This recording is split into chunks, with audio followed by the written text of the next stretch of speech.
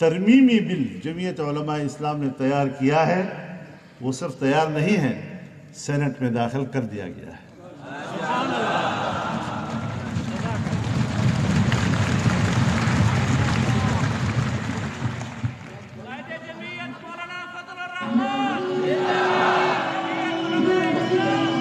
تو یہ بات آپ کو معلوم ہونا چاہیے کہ انشاءاللہ جس محاذ پر ہم ہیں، لیکن آپ حضرات کا تعاون چاہیے، بجائے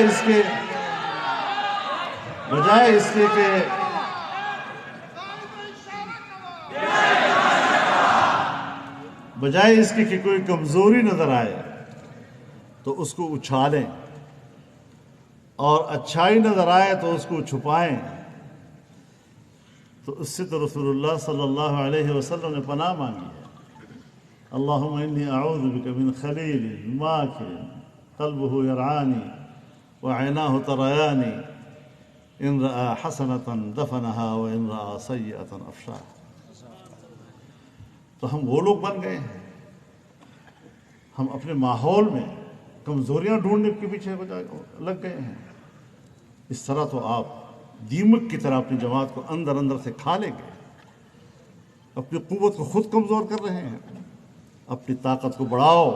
سیاست میں آپ کا کام تب ہے اگر آپ کے پاس طاقت ہے، اگر طاقت نہیں۔ مجھے ایک کتاب ملی حضرت شیخ زکریا صاحب رحمہ اللہ کی، اچھا ہے، ماحول بھی انہیں کی لوگوں کا ہے، اور مجھے بھی اللہ نے یہ سعادت دی ہے کہ ان کی طرف سے مجھے سند حدیث حاصل ہے۔ تو